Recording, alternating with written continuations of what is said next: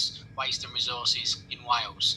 So it is a bit circular economy, and it is a little bit waste and resource management, but ultimately I think social value is something that anybody in procurement and specification needs to be not only concerned about, but should be absolutely at the heart of driving it forward.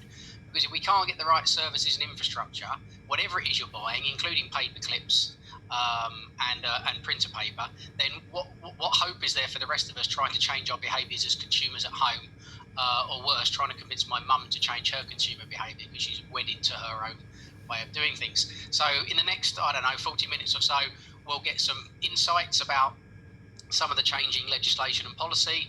We'll hear about some of the metrics, some of the tools, some of the aids that are out there to help you, and then we'll hear about how in the waste sector we've been trying to implement some of this and where the big opportunities might lie for those of you that are interested in sort of making the circular economy more of a reality, particularly in the public sector, but equally through the value chain. So that's probably all we need from an introduction.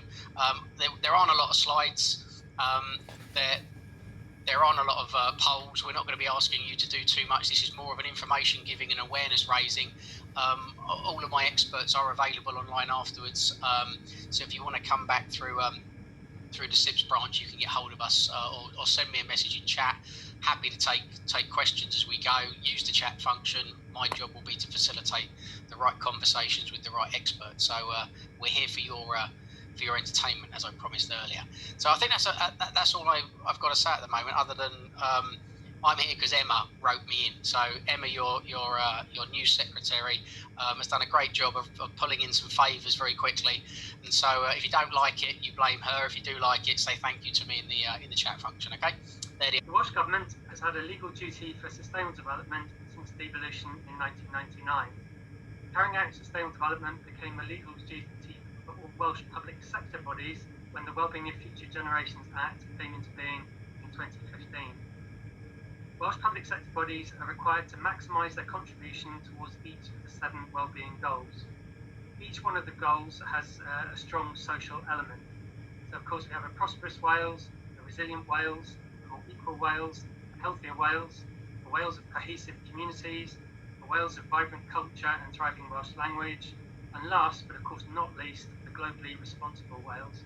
And all of those have their social angle. Of course, public sector procurement has to comply with the Wellbeing Act and must make its own significant contribution to sustainable development and particularly each of the 7 goals. The Welsh Government has driven sustainable procurement for a long time, and for many years that approach has focused on community benefits, requiring these to be identified and evaluated in tender bids for public sector contracts. So for those of you not aware of the background of this, I'm just going to give a tiny bit of background and history. So the Welsh Government's Wales Procurement Policy Statement adopts the following definition when contracting in the public sector in Wales. So procurement, the process whereby organisations meet their needs for goods, services, works and utilities in a way that achieves value for money on a whole life basis in terms of generating benefits not only to the organisation, but also to society and the economy, whilst of course minimising damage to the environment. So it's all about maximising value for the Welsh pound. The policy statement is currently being refreshed and the new version is expected to be launched in 2021. And that definition that I've just given may be updated. For those of you already aware, hopefully you know there's a lot of procurement and community benefit guidance on the Welsh Government's website, importantly including a community benefits measurement tool. Just going to cover ethical sourcing now briefly, because it's an important consideration. The Welsh public sector spends around £6 billion every year on goods, services and works involving international supply chains. The uniting factor is that people are involved in each stage of the supply chain. This of course also includes downstream supply chains, very relevant for waste that may end up abroad for recycling. An important thing to consider that whole supply chain from the beginning right to the end. It is therefore vital at every stage that there are good employment practices for the millions of employees involved. Good employment practices which empower and reward workers help to improve the quality of life of people here in Wales and of course further afield, and in turn result in better goods and services. I'm quoting here from the Welsh Government's 2016 Code of Practice on Ethical Employment in Supply Chains. Next, a social value measuring tool, TOMS for Wales, I had to go away and look that up when I heard the acronym, stands for Themes, Outcomes and Measures, but I'm sure everyone else on this call knows that. So anyway, that's just been published. Public sector organisations should generally adopt an outcomes-based approach to procurement and social value.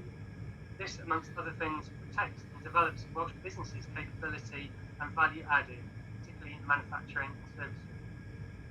The outcomes approach should be in line with the Welsh TOMS methodology, whose 5 high-level themes taken from the Wellbeing Act, and the organisation its own statement of wellbeing objectives.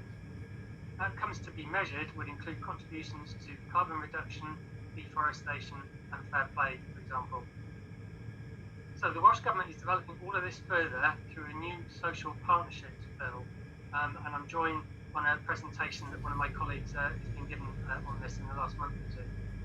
This will strengthen our social partnership arrangements to deliver a renewed, more ambitious agenda for greater social equality. This has been informed by the findings of the Fair Work Commission. Our proposals will underpin our commitment to deliver a more equal Wales. It will be legislation to create statutory social partnership arrangements in Wales. It will provide a framework for driving social equality forward, building on the principles of partnership and collaboration. And really importantly for today's webinar, there is likely to be a public sector procurement duty within the proposed new social partnerships bill. So this duty is likely to include an overarching duty on all contracts, probably above £123,000 for goods and services and £2 million for works, in the preparation, carrying out of procurement and management of contracts, and to consider how it can improve social, economic and environmental and cultural well-being. Social, of course, includes fair work. Environmental includes decarbonisation, circular economy, protecting biodiversity, amongst other things, and economic includes developing the local and foundational economy. There is likely to be a strong element on delivering fair work through procurement. This is likely to include issues such as fair reward, so fair working practices, living wage, including due diligence on overseas supply chains, referencing that ethical responsibility. It'll cover employee voice and representation, union recognition, access to workers' collective bargaining, also safe, healthy and inclusive working environment, and legal rights supported and given substantive effect, complying with existing law, due diligence in supply chains, and finally equality and diversity. And now briefly, don't worry Adam, I'm getting there, to waste, a subject I know quite a lot more about than I do procurement. Of course, the single most effective way public sector organisations to tackle waste properly is for them to be a lot more careful about actually what they buy, how they use what they buy, and how they use what they have bought. So waste prevention is most influenced by the products and services procured. And of course, we've set waste prevention targets for Wales and the public sector. Of course, this is equally relevant to recycling at end of life. Purchasing something that is difficult or impossible to recycle is not a very sensible thing to do. And keep trying to persuade our catering colleagues to have a look carefully at the sandwich wrappings that they use, and then talk to facilities as to whether they can actually be recycled or managed at end of life. The public sector, of course, has a duty to decarbonise. So many organisations find that their Scope 3 supply chain emissions are actually greater than their Scope 1 and Scope 2 emissions. But this webinar is meant to focus on the public sector's procurement of waste services, so the end of life of products. So here are a few thoughts. I've got a bit of a list now of 12 points, which I'll go through, and then I'll come to the end. So the waste sector needs to, including on top of statutory requirement, such as health and safety, cover some of these points that I'm going to outline. So it's not an exclusive list. So number one, provide fair work that is fairly paid for, and it must provide equal opportunities for all, including all genders, ethnicities, etc. I think the waste sector, certainly in Wales, has a bit to do on gender equality, having looked at the gender balance. Need to ensure good training of staff and skills development for the workforce. Allow union representation. Fourth, minimise adverse local, environmental and amenity impacts of operations. Obviously, that is a social issue if somebody's local environment isn't being looked after. Enhance the local environment, actually enhance it, and the amenity around any premises owned and leased. 6, ensure other local community benefits, for example, local employment, apprenticeships, educational opportunities in any facilities, supporting local projects, amenities, etc. 7, where possible, ensure that the waste that is collected is reused or sent for repair or remanufacture where possible, especially amongst local businesses, including social enterprises. 8, where possible, supply recyclable waste streams back into our local manufacturing plants. That's something we're very keen to do in Wales. 9, ensure responsible, ethical, onward supply chains for the recyclate that is collected. And I can't stress that more highly. Ensuring good employment practices for wherever the recyclate is further treated or sorted, particularly ensuring it is not illegally managed abroad, involving bad management practices or damage to the environment. And I'm sure you've all seen headlines and television programmes focusing on that issue. So of course this is a major issue for the reputation of the actual waste producer, public sector body, as well as for the waste company itself. So ensuring the old-fashioned duty of care right to the very end destination of the recyclate and waste. 10, choose waste management processes that result in low carbon emissions, including the use of low emission vehicles to transport the waste.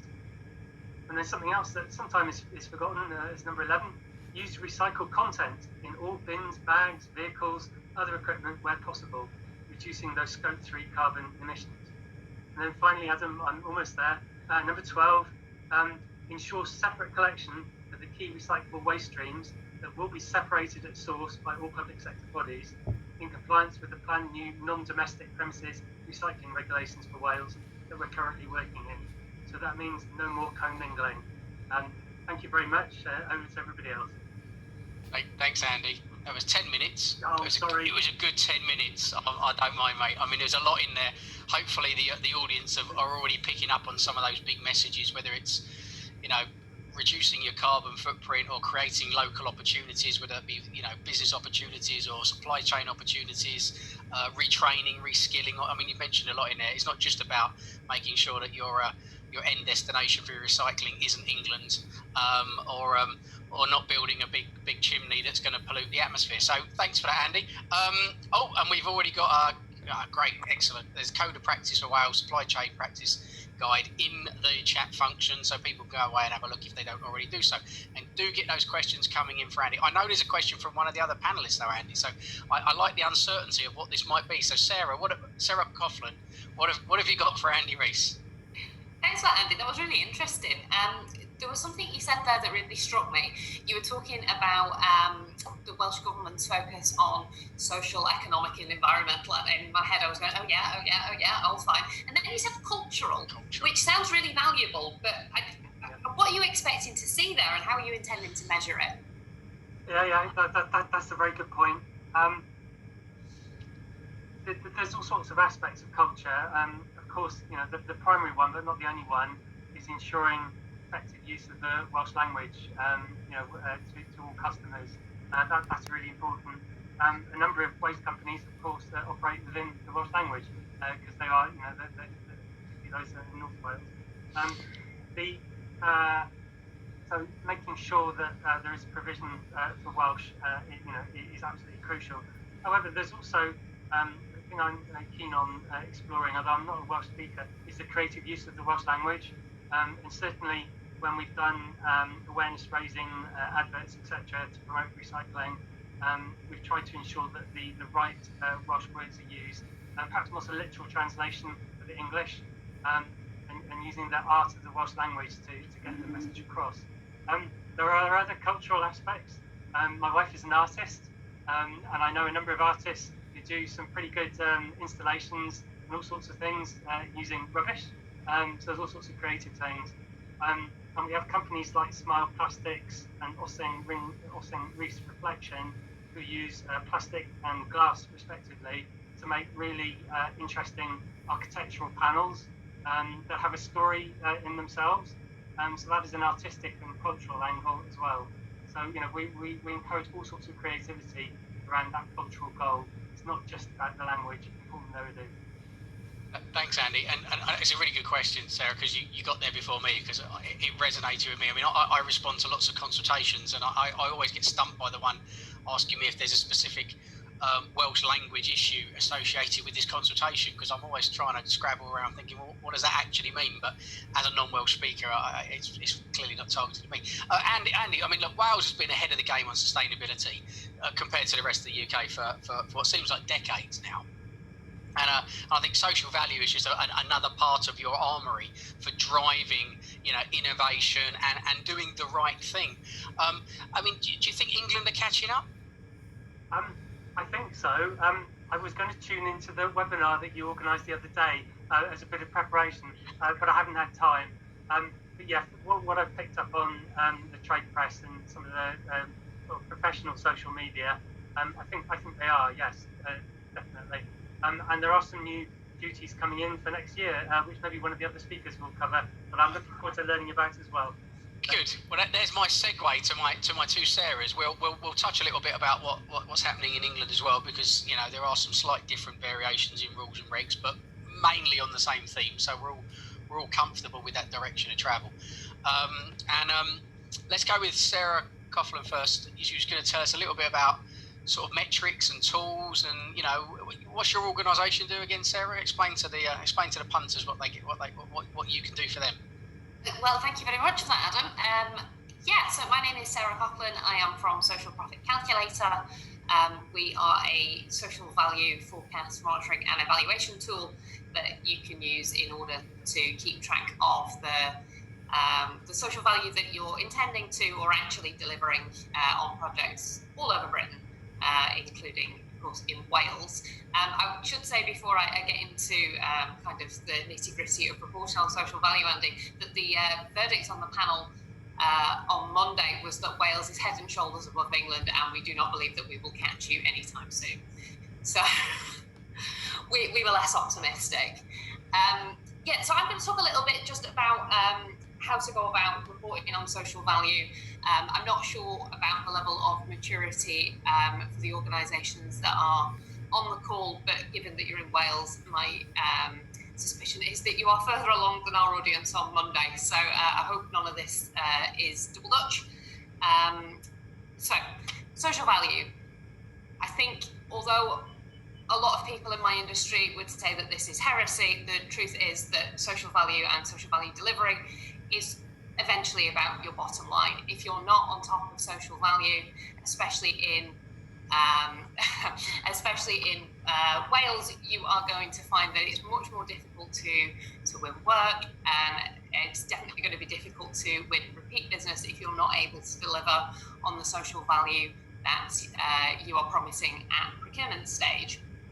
And how this looks in practice, especially if you're a big organisation, means that you're going to need to rely quite strongly on your supply chain to be able to deliver truly local social value. I mean, as Andy's been saying, the ambition of the Welsh Government goes all the way from individual communities all the way up to a globally conscious Wales. And the only way that you can offer social value that delivers across all of those spheres is to organise with your supply chain to deliver locally, while larger organisations can focus kind of on the big picture. Now, how that looks in waste, I am not a waste expert, unlike the rest of the panel, but I have been working very closely with Sarah at Suez for the past couple of years, so I'm much more informed than I was a couple of years ago. That could be working with, a business to procure trucks from a local business that perhaps is more attuned to the local needs than you as a larger organisation is able to. And if you are a smaller organisation that wants to come on as a subcontractor, being able to be that kind of partner for the larger organisation. The challenge, I think, that most organisations encounter when they try and do social value is that they kind of come at it too late. They get to the bid stage and then they realise that there's this requirement to be able to talk about social value, and they're already on the back foot. It's difficult to collect data, it's difficult to manage data, it's difficult to engage meaningfully in the supply chain, and it's especially difficult to do that when you've only got 2 weeks to turn your bid round. It is genuinely very difficult. And then you've got the added challenge of you're supposed to be able to estimate what this social value is worth. And it's a frustration that we hear again and again, and it doesn't matter the size of the organisation, everybody struggles with this. What we do at SPC, and Andy's already mentioned that our competitors, the Toms, they do a very similar thing. It's a software platform for kind of all comers. You can input all of your data for the project that you're bidding for or the project that you're actually delivering, and keep it all in one place. And we do all the difficult work related to making sure that your calculations are accurate, so that you've got the best possible information to go back to your local authority client or whoever it is. And in doing that, what you've got is a kind of succinct place where you can say, okay, not only have I got all my information, I've also got a company with expertise in this area, us or a different company. But in order to be able to do that, you do need really good data. And I'm just briefly, because I'm conscious that I don't want to talk too long, just briefly talk a bit about the direction of travel on this. Social value in Wales is, as we've established already, more mature than it is in England and the rest of Britain. And hence I think this will come sooner. We're moving towards a situation where there is a need on the local authorities' part to be able to compare like with like on bids. And that means, as a whole, there's going to be a move towards establishing best practices and an understanding of what good looks like. And this comes back again to my question about collecting good data from your supply chains, because local authorities are going to reach a point where they're able to say, okay, what you're promising me is, a return of £1.50 on the Welsh pound that I've spent. But really, for a project this size, I'm expecting £1.60. And in order to be able to be ahead of the curve on that, you're going to need much more evidence. You're going to need really good data, and without that, you are going to start to struggle. So if I was just going to leave you with one thought, I would say you're going to create more value, and you're going to win more work the kind of sooner you get onto looking after your data and reporting on it. I was on time. Thank you, Sarah. You always deliver on time. That's why I keep inviting you back for these webinars. I'm fascinated because I'm no social value expert. I've got one of those who's going to speak in a moment, and so I keep her arm's length. I don't want too much knowledge. That's quite scary. But as a waste expert, I'm always interested in sort of the wider environmental agenda and where social value starts and where environmental performance stops. And I suppose if we got people on the call that are procurement specialists, they may be interested in circularity, but maybe they're not going to be procuring a waste management service. Maybe they're going to be procuring, I don't know, catering services at the town hall. How applicable is the thinking and the tool and the data sets from buying one type of service to another or buying one type of product to another?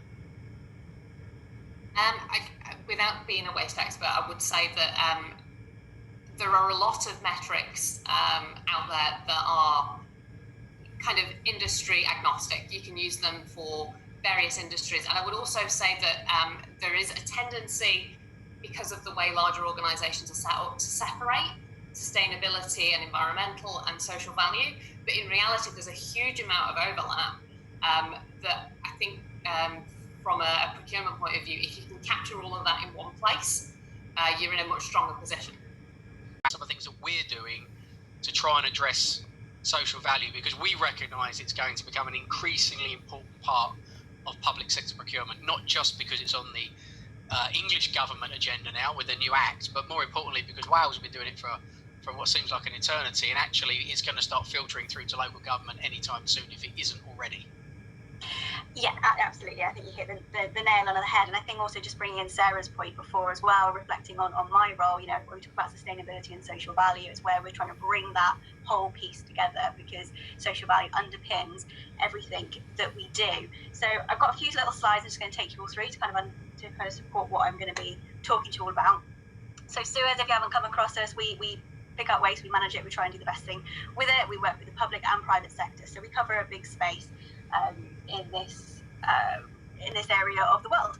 So the way we look at social value and the way we talk about it, obviously you'll have heard these words being used by both Andy and Sarah and what they've talked about already. But we very much talk about it in terms of that combined environmental, social and economic benefit. Again, hence why my title and my role is all about understanding what we're doing about this, how we can do more, and how we can help the industry to progress as well, which is why coming and talking to people like yourselves is incredibly valuable, because again, as Sarah pointed out, our supply chain is a big part of our impact, both locally and nationally and globally as well. We're part of a global organisation and a global supply chain. So social value is looking at the societal impact of those three areas and the benefits that we bring. That is relevant to the waste industry, but it's relevant to everybody. So this is not just, as much as we're looking at it from our sector, a lot of what we're talking about is just as relevant no matter where you're looking at, what industry, where you're operating in the wider world. And how do we create it?